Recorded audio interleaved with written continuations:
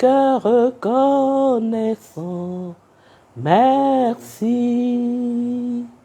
ô Seigneur, 3 fois saint. Merci, car tu as donné Jésus-Christ, ton Fils. Merci, d'un cœur reconnaissant. Merci, ô Seigneur, 3 fois saint.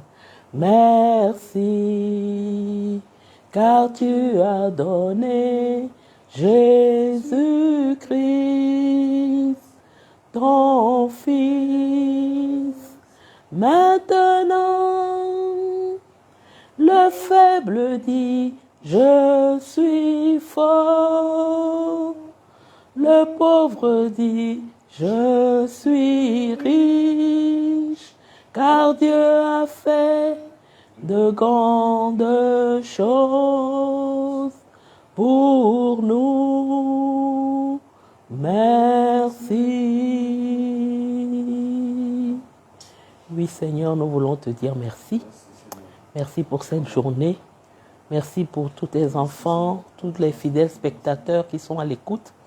Merci parce que tu vas encore nous parler, tu vas encore nous faire du bien et nous voulons être infiniment reconnaissants. Merci pour cette émission, merci pour une autre dimension, merci pour tous ceux qui permettent à cette émission de vivre et d'être vue et d'avoir de l'impact dans la vie de tous ceux qui la regardent. Merci Saint-Esprit, merci Père, merci Jésus. Venez ensemble présider à ce moment. Saint-Esprit, nous te demandons de prendre le contrôle maintenant, contrôle de tout ce qui va être dit, tout ce qui va être entendu. Nous voulons que tu fasses la différence dans la vie de tes enfants, dans la vie des enfants de Dieu qui vont écouter cette émission. Béni sois-tu, Seigneur. Au nom de Jésus, j'ai prié. Amen. Amen. Fidèle auditeur d'une autre dimension, je voudrais encore une fois vous dire merci. Merci pour votre intérêt, pour cette série sur le mariage. J'ai reçu 10 questions. Bon, c'est vrai que certaines ne sont pas des questions, mais il y a eu 10 réactions.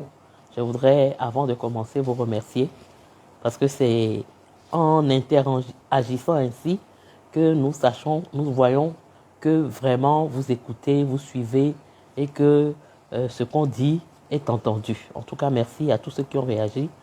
Et je vais sans plus tarder commencer par la première question qui est d'un anonyme de Angré. Excusez ma voix qui nasille un peu, je suis un peu enrhumé. Mais je pense que ça va aller. Il demande, anonyme de Angré demande, est-ce que 2 adultes de plus de 40 ans qui ont déjà des enfants et qui souhaitent former une famille recomposée doivent vivre la période de fiançailles, comme maman l'a expliqué le mardi, ou alors il peut avoir d'autres dispositions pendant leur période de fiançailles? Bon, je ne sais pas par rapport à j'ai essayé de me mettre à la place de cet anonyme qui a posé cette question. Je voudrais d'abord évacuer une question. Est-ce que c'est par rapport à l'abstinence qu'il doit y avoir pendant la période de fiançailles qui pose la question? Si c'est par rapport à ça, ma réponse est oui.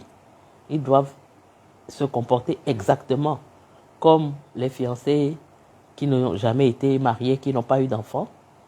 Maintenant, si c'est par rapport aux autres choses, je dirais oui aussi, parce que, comme on l'a dit la semaine dernière, le temps des fiançailles est fait pour se connaître.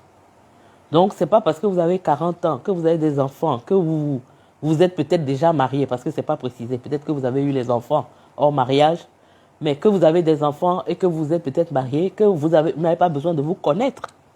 Puisque l'essentiel de ce temps-là, c'est de se connaître pour s'assurer que le choix qu'on a fait est le bon. Donc, je pense que ma réponse est oui. Peut-être, compte tenu de votre âge, puisque vous dites que vous avez 40 ans et plus, les choses vont aller un peu plus vite parce que vous n'avez plus les contraintes de, par exemple, vous étudiez, vous n'avez pas beaucoup de temps à passer ensemble, vous vivez chez les parents. Bon, vous êtes un peu plus libre pour pouvoir aller plus vite, mais je crois que le temps de fiançailles est nécessaire de toutes les façons puisque c'est le temps qu'il faut pour se connaître. Donc, ne précipitez pas les choses parce que vous êtes, comme vous avez dit, vous avez plus de 40 ans, vous avez peut-être déjà vécu en couple, vous avez peut-être déjà, vous avez une certaine expérience, mais chaque être humain est différent. Donc, ce que vous avez vécu dans vos précédentes relations peut ne pas être la même chose. Donc, il faut prendre le temps de connaître celui que vous avez en face de vous, justement, parce que vous avez de l'expérience aussi. Il faut prendre le temps comment je peux dire, de laisser tous ces bagages-là qui peuvent être encombrants d'une expérience passée en prenant le temps de parler de votre passé ensemble, ce que vous avez vécu, ce que vous avez raté, ce que vous avez tiré de vos expériences. Donc, je pense que c'est important. Il faut prendre le temps. Il faut prendre le temps. Il faut prendre le temps. Il ne faut pas précipiter les choses. Comme je dis, c'est un bon temps que le Seigneur donne avant de rentrer dans le foyer et d'être face aux contraintes, aux soucis de vivre ensemble et de s'adapter l'un à l'autre. Il faut prendre ce temps-là pour se connaître. Donc, j'espère que j'ai répondu. Si je n'ai pas répondu, vous pouvez toujours préciser votre question et j'y répondrai soit mardi, soit samedi prochain. Je vais un peu vite parce que comme on a beaucoup de questions, je vais prendre le temps. Il y a une question qui est très intéressante qui va nécessiter un développement un peu long. Donc, je vais aller assez vite sur les autres questions. La deuxième question vient de Sandra du Cameroun. Elle demande « Bonsoir, pasteur. Si je dois aussi regarder la situation matérielle de mon fiancé avant le mariage, c'est-à-dire que je peux tout arrêter si sa situation financière ne me convient pas, même si je l'aime. » Donc, voilà la question de Sandra. Je ne sais pas si c'est par rapport à quelque chose que j'ai dit, mais je ne pense pas que la situation matérielle soit vraiment un souci. C'est plus un souci pour les parents, c'est plus un souci pour l'entourage en général que pour les fiancés eux-mêmes. Mais, pour répondre à cette question, je voudrais d'abord essayer d'imaginer. Si vous êtes jeune,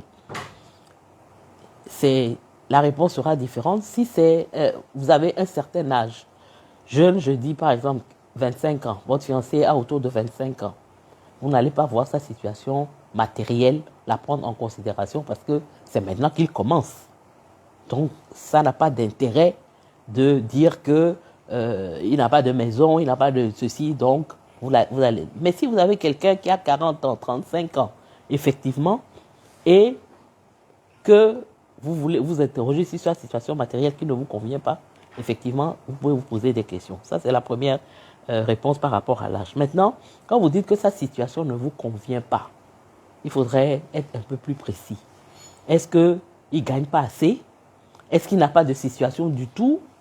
Est-ce que la vie qu'il mène, en fait, le train de vie qu'il a ne vous convient pas? Tout ça, ça rentre en ligne de compte.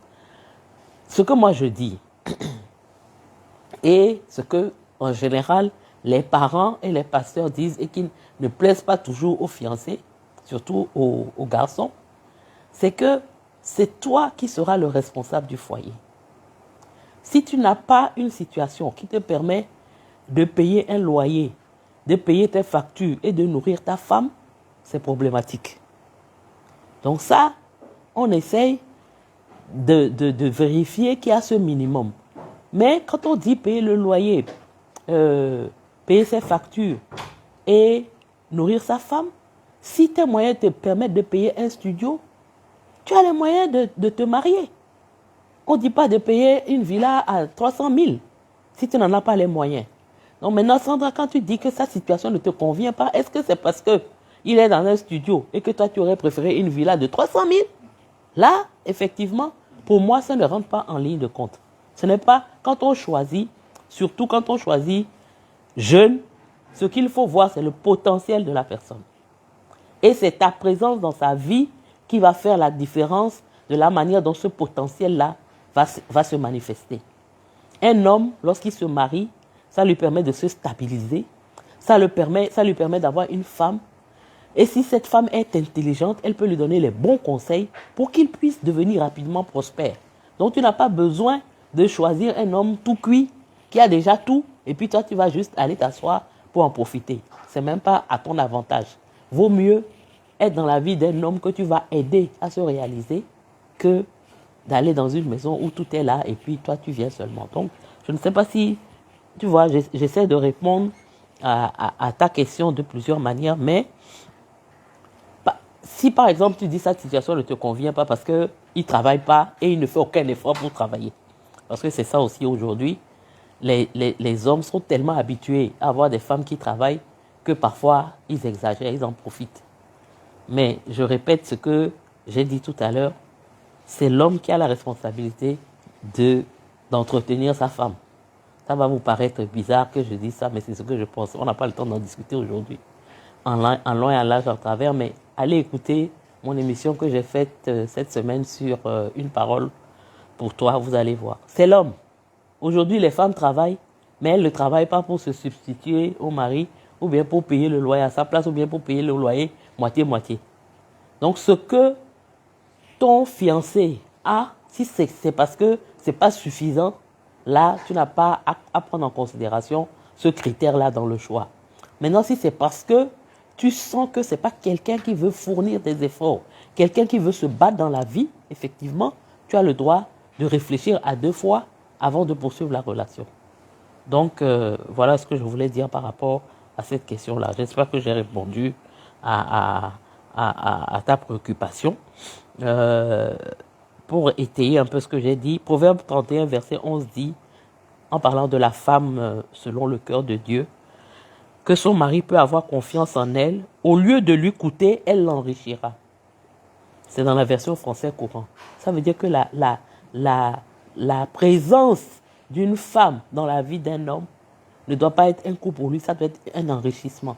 Donc c'est en allant avec ton fiancé, en rentrant dans le mariage et en l'encourageant, en l'aidant, que tu vas l'enrichir. Et c'est ce que le Seigneur attend de toi. Voilà ce que je pouvais dire par rapport à cette question. J'espère avoir répondu là aussi, mais dis-moi si je n'ai pas tout à fait répondu à ta question. La troisième question vient de Sephora, Engrais, terminus 81-82. Sephora dit, bonsoir pasteur, pourriez-vous nous parler des valeurs les plus importantes du mariage chrétien? C'est une très belle question, c'est une question très intéressante. Malheureusement, on n'a pas beaucoup le temps de développer, mais j'ai quand même réfléchi et j'ai identifié 6 valeurs qui me semblent importantes pour pouvoir avoir un mariage chrétien. La première valeur, c'est le soutien mutuel. Un mariage chrétien est basé sur le soutien mutuel. Soutien du mari à sa femme, soutien de la femme à son mari. Et lorsqu'on regarde Genèse 2, verset 18, on voit que lorsque Dieu a créé Ève, Dieu a dit, il n'est pas bon que l'homme soit seul. Je vais lui faire une compagne, quelqu'un qui lui soit semblable, quelqu'un qui puisse l'aider, quelqu'un qui puisse le soutenir, quelqu'un qui puisse l'accompagner, un partenaire, un compagnon. Voilà. Donc le mariage, c'est un soutien mutuel. C'est vrai que la femme est l'aide. C'est pour cela qu'elle a été créée. Donc elle doit soutenir son mari, mais le mari également doit soutenir sa femme. C'est une relation de partenariat, de compagnonnage. Ça, c'est la première valeur qui me paraît importante dans un mariage chrétien. La deuxième valeur, c'est ce que j'appelle le service. Le mari doit être au service de sa femme. La femme doit être au service de son mari.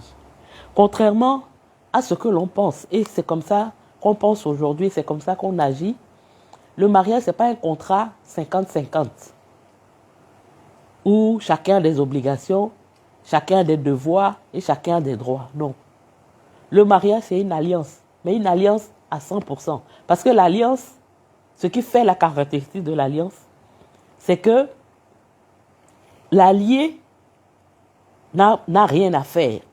L'allié a juste besoin d'entrer dans l'alliance et de bénéficier de toutes les bénédictions qui sont attachées à l'alliance. Mais justement, la particularité du mariage, c'est que c'est une alliance à 100%. Le mari est l'allié de la femme, mais la femme est aussi l'allié du mari. Donc chacun doit bénéficier à 100% des bénéfices qui sont attachés à l'alliance. Ça veut dire quoi? Que ce que l'homme doit faire, il doit le faire à 100%. Ce que la femme doit faire, elle doit le faire à 100%. Elle ne doit pas dire, comme on l'entend souvent, oui, tu dois m'aimer. Mais le mari va dire, mais toi, tu dois m'être soumis. Qui commence? Elle dit, mais si tu m'aimes, moi, je te serai soumise. Et lui aussi dit, mais si tu m'es soumise, je t'aimerai. Ce n'est pas de voir l'autre, ce qu'il fait ou ce qu'il ne fait pas, et puis d'agir en fonction. C'est une alliance. Ça veut dire que les termes de l'alliance qui sont à ta charge, tu les accomplis à 100%. Tu ne regardes pas ce que fait l'autre pour faire ce que toi tu as à faire. Le mari ne va pas dire, comme elle ne m'est pas soumise, je ne l'aime pas. Non. Donc, la valeur de service, elle est très importante. Tu es au service de l'autre. Le mari est au service de sa femme. La femme est au service de son mari. Quand l'apôtre Paul dit que Marie aimait vos femmes comme Christ a aimé l'Église, on sait comment Christ a aimé l'Église. Christ, est au service de l'Église. Christ, c'est le type de leader qui n'est pas comme les leaders de ce monde ou bien les leaders que nous avons comme référence. La référence de Christ leader, c'est un leader serviteur, au service des autres. Vous, ceux qui sont familiers à la parole de Dieu, vous connaissez ce que Jésus a fait à la veille de sa mort quand il a lavé les pieds à ses disciples. Ça, c'était le travail d'un esclave dans les maisons. C'était les esclaves qui lavaient les pieds aux visiteurs. Mais Jésus a fait cela à ses disciples en leur montrant que pour lui, être le premier, c'est se mettre au service des autres. Être le chef, c'est être au service des autres. Donc cette notion de être au service l'un de l'autre, c'est une des caractéristiques du mariage chrétien. Une des valeurs importantes du mariage chrétien. Le troisième point, c'est l'amour. L'amour sans condition. Pas l'amour sentiment, parce que les sentiments vont et viennent. Mais l'amour décision. L'amour qui veut aimer les autres. L'autre, malgré tout, envers tout, contre tout. L'amour agapé, c'est l'une des caractéristiques du mariage. C'est l'une des caractéristiques du chrétien même en général, l'amour. Puisque Jésus a dit que accomplir la loi, c'est aimer Dieu et aimer son prochain. Et plus encore, Dieu nous appelle, nous les chrétiens, à aimer nos ennemis. Si tu dois aimer ton ennemi là, qu'en est-il de ta femme et de ton mari? Parce que parfois, on se comporte dans le foyer comme si on était ennemis. Mais même dans ce cas-là, tu dois aimer ton ennemi en tant que chrétien. Et ça, c'est une caractéristique importante d'un mariage chrétien, l'amour. L'amour sans condition. Quatrième point, c'est l'exclusivité. Ça fait référence au fait que vous devez avoir une relation exclusive. Ça veut dire que personne ne doit pouvoir s'immiscer entre un mari et une femme. Ni les parents, ni les amis, ni le travail, ni le sport, ni les réseaux sociaux, ni même les enfants. Une relation exclusive. Souvent, quand on se marie, et bon, on dit que le mariage, il y a plusieurs phases.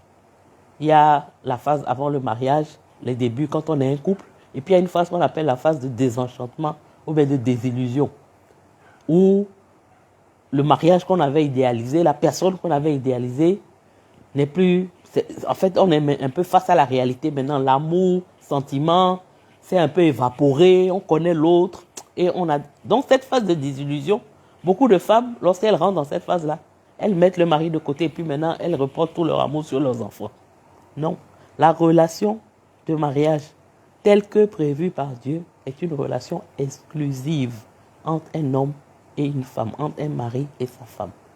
Donc tout ce qui peut s'immiscer, tout ce qui peut venir vous séparer, vous éloigner, n'a pas sa place. Important. C'était le quatrième point. Le cinquième point, l'une des valeurs aussi du mariage chrétien, j'en ai parlé un peu, mais je reviens là-dessus pour mettre l'emphase là-dessus, c'est que la femme doit être soumise à son mari et le mari doit aimer sa femme. Ça fait appel à deux notions, le respect et l'amour. Cela ne veut pas dire que la femme ne doit pas aimer son mari. Et cela ne veut pas dire non plus que le mari ne doit pas être soumis à sa femme. Mais c'est ce qui est difficile pour l'un et l'autre, le plus difficile pour l'un et l'autre. C'est sur ça que le Seigneur met l'emphase. Ce qui est difficile pour une femme, ce n'est pas d'aimer son mari. Ce qui est difficile pour une femme, c'est de se soumettre à son mari. Et je dis souvent que c'est même plus difficile pour une femme de se soumettre à un mari qui l'aime. Elle peut peut-être se soumettre plus facilement à un mari qui la contraint un peu, qui peut la botter si elle ne se soumet pas, quoi. Entre guillemets, je peux dire ça comme ça. Mais lorsqu'un mari aime sa femme, la tentation de la femme, c'est d'abuser un peu de cet amour, c'est de le dominer, parce que c'est comme s'il était un peu faible. Donc, la femme, c'est la soumission qui est son problème. Et le mari, l'homme, c'est l'amour qui est leur problème. Les hommes sont un peu plus égoïstes que les femmes. Les hommes sont un peu plus, comment je peux dire, concentrés sur leurs intérêts que les femmes. Donc, ce qu'un homme a besoin de faire, c'est d'aimer sa femme. C'est de prendre ses responsabilités vis-à-vis de sa femme. Quand on voit ce qui s'est passé dans les jardins d'Éden, Adam n'a pas pris ses responsabilités et Ève ne s'est pas soumise. Parce qu'elle n'aurait même pas dû entamer une conversation avec le serpent sur des sujets sur lesquels c'est Adam qui lui avait parlé de ce que Dieu avait dit. Et elle aurait dû même lui dire dès la première phase, adresse-toi à mon mari. C'est lui le responsable, c'est lui le chef. C'est à lui que Dieu a dit. Donc, elle n'a pas considéré ça. Elle a commencé la conversation avec le serpent. Et de la même manière, on nous dit que Adam était arrêté là. Il a écouté tout, il a suivi tout, mais il n'a pas pris ses responsabilités vis-à-vis d'Ève, au point où elle est venue lui proposer quelque chose et qu'il a fait. Donc, respect, soumission, responsabilité, amour. Et ce sont des valeurs importantes. Ce sont des valeurs cardinales. Aujourd'hui, le monde dit non, tu ne dois pas te soumettre. Pourquoi toi, tu vas te soumettre? Est-ce que tu as moins de valeur que l'homme? Mais ce n'est pas une question de valeur, la soumission de la femme. C'est une question d'ordre établi par Dieu. Dans la Trinité, il y a Dieu le Père, il y a Dieu le Fils, il y a Dieu le Saint-Esprit. En valeur, ils sont égaux, mais chacun a son rôle. Le Fils est soumis au Père, le Saint-Esprit est soumis au Fils, parce qu'il y a une hiérarchie. Et c'est la même chose dans le foyer, ce n'est pas une question de valeur. Ce n'est pas parce que tu te soumets à ton mari que ça veut dire que tu as une valeur inférieure à lui. Je n'ai pas le temps de développer, mais vraiment, tout ça, ce sont des fausses idées que le diable répand pour nous empêcher d'accomplir ce que Dieu veut que nous accomplissions. Et la dernière valeur, c'est le pardon. Le pardon est une valeur essentielle dans le cadre du mariage. Un pardon quotidien. Un pardon, c'est pas dire « Ah, je t'ai pardonné hier, avant-hier je t'ai pardonné, avant-hier aussi je t'ai pardonné. » Et puis tu fais la même chose. En tout cas, aujourd'hui, là, je ne te pardonne plus. Non. 7 fois, 77 fois, tu dois pardonner. Et c'est ça qui est important dans le mariage. La Bible dit que la colère, on ne doit pas se coucher avec la colère dans le cœur. C'est pour ça que le pardon quotidien entre mari et femme est une valeur importante. L'apôtre Paul nous dit dans Éphésiens 4:32, « Soyez bons les uns envers les autres, compatissants, vous pardonnant réciproquement, comme Dieu vous a pardonné en Christ. » Donc voilà, ma sœur Séphora, ce que je peux dire, soutien mutuel, esprit de service, amour sans condition, exclusivité, soumission et responsabilité, ce sont les valeurs. Il y en a beaucoup d'autres, mais pour moi, ce sont les plus importantes, les plus cardinales. Quatrième question, c'est la question de Geoffrey en France. Ma question, je découvre que ma fiancée est drépanocytaire. On se dit adieu. Je dirais, c'est une question assez technique médicale, mais je vais donner rapidement les quelques connaissances que j'ai là-dessus. D'abord, être drépanocytaire, c'est être porteur d'un gène dans l'hémoglobine qui est le gène S. Il y a aussi un deuxième gène qui est C. C'est 2 formes de drépanocytose. Donc, normalement, dans l'hémoglobine, le gène normal, c'est un gène A. Maintenant, les différentes formes, c'est qu'on peut être AA. AA, on n'a pas de problème de drépanocytose. On peut être AS. Ça veut dire qu'on a un gène normal et puis on a le gène S ou bien C qui est le gène de la drépanocytose. Donc, si vous êtes AA, parce que vous n'avez pas précisé Geoffrey, si vous êtes AA et que votre fiancé par exemple, est drépanocytaire. Bon, vous n'avez pas précisé aussi. Est-ce qu'elle est AS ou bien est-ce qu'elle est SS? SS, ce sont les gens en général qui font la maladie. AS, ce sont des gens qui sont porteurs du gène, mais qui peuvent ne pas faire de maladie. Ou alors qui font vraiment... Il y a quelques dysfonctionnements, mais pas vraiment.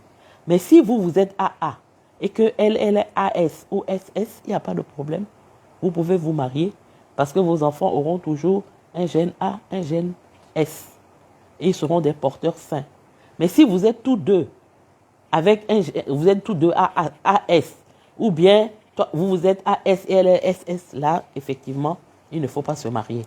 C'est pour ça d'ailleurs même qu'on conseille, avant le mariage, de faire le test qui permet de déterminer ce gène-là, qui est l'électrophorèse de l'hémoglobine. Donc, ça fait partie des examens prénuptiaux, même si beaucoup de gens ne le font plus. Au moment où il y avait le sida, beaucoup faisaient le test de sida, donc on profitait aussi pour faire cette électrophorèse. Mais justement, souvent c'est lorsqu'il y a des enfants qu'on se rend compte après qu'on était tous deux porteurs du gène S sans le savoir. C'est pour ça que c'est important de faire le test pour savoir. Donc si toi tu n'as pas de gène S et que elle est soit porteur, soit drépanocytaire, il n'y a pas de raison que vous vous dites adieu. C'est vrai que si elle fait la maladie, que ça peut être une décision difficile à prendre parce que tu vas vivre avec quelqu'un qui, lorsqu'elle aura des crises, ça va en tout cas jouer sur le foyer parce que vivre avec une personne malade, c'est pas évident. Donc, voilà ma réponse. Si toi, tu n'as pas le gène S, tu peux envisager effectivement de te marier avec elle, sachant que tu peux avoir des difficultés du fait de sa maladie, ça peut créer des tensions dans le couple. Non seulement celui qui est malade va se sentir mal d'imposer ça à son conjoint, mais le conjoint aussi, il peut se sentir parfois dépassé par les crises, même par la souffrance de son conjoint. Donc, effectivement, mais là, je pense qu'il faut mettre dans la balance l'amour que tu as pour elle et cette maladie dont elle peut souffrir. Mais par contre, si toi, tu as le gène S, c'est vraiment, vaut mieux vous dire adieu. Ou alors, vous décidez de vous marier mais ne pas avoir d'enfant. Donc, je ne sais pas si vraiment ça vaut la peine. Donc, voilà la réponse que je peux porter à cette question-là. Si tu n'es pas satisfait, tu peux continuer à poser des questions. Bon, Dorian a posé une question, mais je pense qu'on a répondu. Dorian dit « Bonjour et bon début de semaine, mais j'ai une question. Après le choix du conjoint, qu'est-ce qu'il faut faire pendant la période de cheminement et de fiançailles? Quels sont les sujets clés qui devaient faire l'objet de discussion ?» Donc, en fait, c'est le thème de mardi. On a répondu à sa question. Monsieur Diarra demande si la dot ne représente pas le mariage. Alors, quel est le véritable mariage recommandé par la Bible, vu que les mairies n'existaient pas à l'époque? Belle question aussi. Ce que je peux répondre, c'est que, en fait, la Bible pose des principes. La Bible ne rentre pas trop en détail de ce qu'il faut faire. Par exemple, la Bible ne dit pas qu'une cérémonie de mariage, il faut avoir une limousine, il faut porter un habit blanc, il faut faire la fête à l'église. Tout ça, ce sont des choses que nous avons ajoutées ou que nous avons traditionnellement mis en place. Ce qu'on sait, c'est que de manière quasiment universelle, lorsqu'il y a un mariage, il y a ce qu'on appelle les noces. Et les noces, ce sont des fêtes. La Bible nous parle de Jésus qui a fait son premier miracle aux noces de Canaan. Donc Jésus a assisté à un mariage à son époque. Donc ce que j'ai dit en fait, c'est par rapport à la Côte d'Ivoire. Sinon, on n'est pas obligé d'aller à la mairie. Dans certains pays, notamment les pays à tradition anglicane, le pasteur est un officier d'état civil. Donc le pasteur peut célébrer le mariage à l'église et vous délivrer un certificat comme si vous étiez passé à la mairie. Il fait les deux. Il fait le mariage civil, il fait le mariage religieux. Il a la qualité de délivrer des actes d'état civil, des actes de mariage qui sont reconnus par l'État. Ça, c'est en général les traditions anglicanes où l'Église et l'État ont certains rapports. Mais ce que j'ai dit par contre, c'est qu'en Côte d'Ivoire, d'abord même en Côte d'Ivoire, la dot même n'est pas reconnu, on dit on ne doit pas payer la dot, on ne doit pas payer de l'argent. Ça, c'est dans les textes, mais on le fait quand même. Donc la dot n'a pas la même valeur que le mariage parce que pour l'État ivoirien, quelqu'un qu'on a doté, demain, par exemple, d'abord, elle n'a pas de droit par rapport à... Elle n'est pas considérée comme une femme mariée, donc elle n'a pas de droit par rapport à la CNPS. Demain, si vous n'êtes plus là, elle n'aura pas de pension de réversion.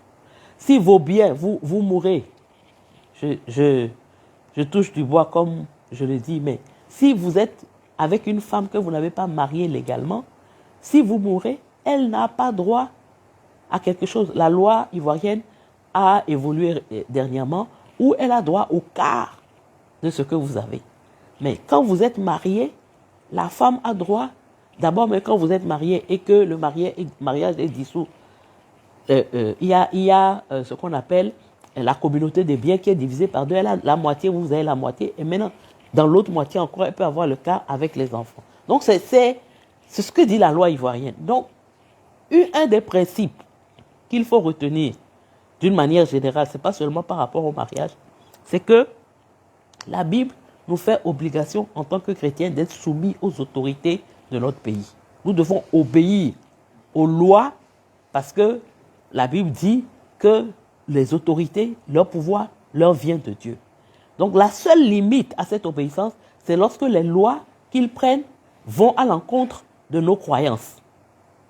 Par exemple, aujourd'hui, quand on va à la mairie, on dit que la femme est chef au même titre que l'homme. On entend ça, mais nous, on ne va pas les appliquer parce que ça va à l'encontre de notre foi qui nous dit que c'est le mari qui est le chef. Donc, il y a, dans certains, je vais vous donner un autre exemple, dans certains pays, surtout les pays catholiques, on dit, quand vous n'êtes pas catholique, quand vous allez à la mairie pour vous marier, vous devez être catholique d'abord. Donc ça, c'est quelque chose qui va à l'encontre de la foi. Donc la personne peut dire, je ne respecte pas cette loi-là. Mais nous devons respecter. Et or, la loi en Côte d'Ivoire dit que pour être marié, reconnu légalement, socialement, il faut aller devant le maire. C'est tout. Et comme j'ai donné l'exemple aussi, moi je connais certains pays où il suffit de faire la dot et puis d'aller à la mairie pour retranscrire le mariage qui a été célébré traditionnellement dans les registres. Tu n'as pas besoin encore d'aller devant le maire et pour qu'il célèbre. Non, tu dis simplement, vous allez à la mairie et puis vous retranscrivez dans les registres de l'état civil que vous êtes marié traditionnellement tel jour et votre mariage a la même valeur qu'un mariage qui a été célébré devant le maire. Donc, voilà ma réponse, M. Diarra. J'espère que j'ai répondu. Mais nous devons respecter les lois. Or, la loi en Côte d'Ivoire dit que pour être considéré comme marié, il faut passer devant le maire. Mais au-delà de ça, je voudrais encore insister sur quelque chose. Quand les gens qui font simplement le mariage traditionnel disent qu'ils sont mariés, est-ce que c'est vrai? Pourquoi? Qu'est-ce qui les empêche d'aller à la mairie? Certains vont dire c'est les moyens. Quels moyens? Est-ce qu'on est obligé d'aller à la mairie et puis de faire la fête? On peut se marier à 4, ça coûte 25 000. Vous n'avez pas besoin d'acheter une robe, vous n'avez pas besoin de décorer voiture, vous n'avez même pas besoin d'inviter vos parents. Vous allez, vous faites, et puis vous êtes mariés. Si vous voulez aller à l'église, après vous allez à l'église et on bénit votre mariage. Donc, ce qui fait, moi, selon moi, que les gens qui se contentent de dire oui, on est marié traditionnellement, donc on est marié comme les autres, c'est parce qu'ils savent que le mariage traditionnel est plus facile à rompre que le mariage civil. C'est tout.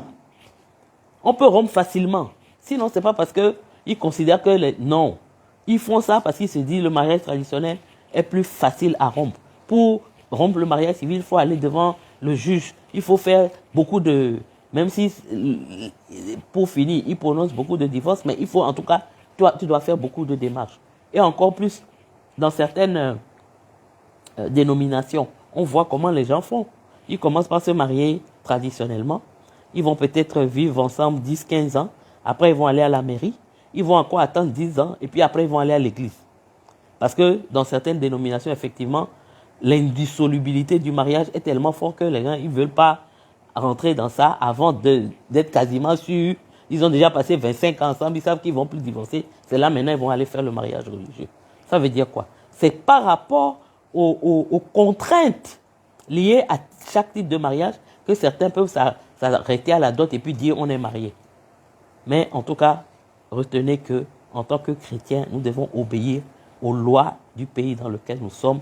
Et jusqu'à preuve du contraire, le seul mariage qui est reconnu légalement en Côte d'Ivoire, c'est le mariage qui se fait devant les officiers de l'état civil.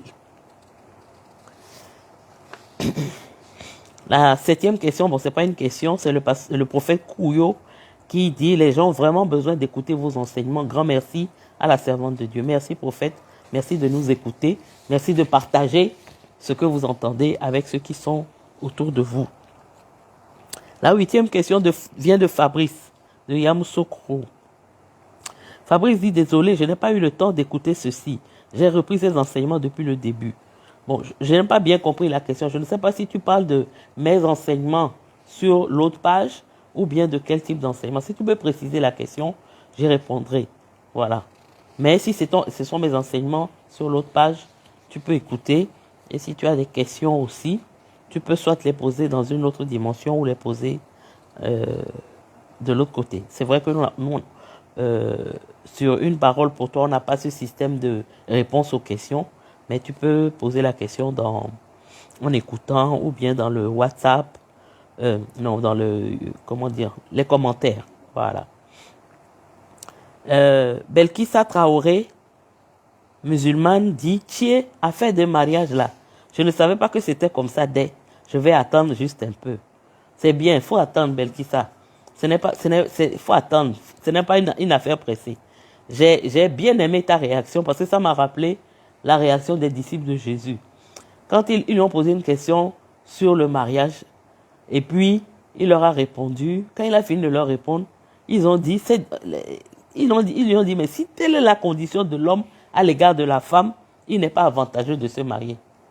Ils ont parlé de divorce, Jésus a expliqué les conditions dans lesquelles un homme peut divorcer de sa femme. Eux, ils disent non, que Moïse les avait autorisés à divorcer, mais Jésus avait dit, c'est à cause de la dureté de votre cœur, sinon au départ, Dieu n'avait pas prévu le divorce, Dieu n'aime pas le divorce. Donc, ils ont dit, mais si c'est ça la condition de l'homme, c'est même pas la peine de se marier.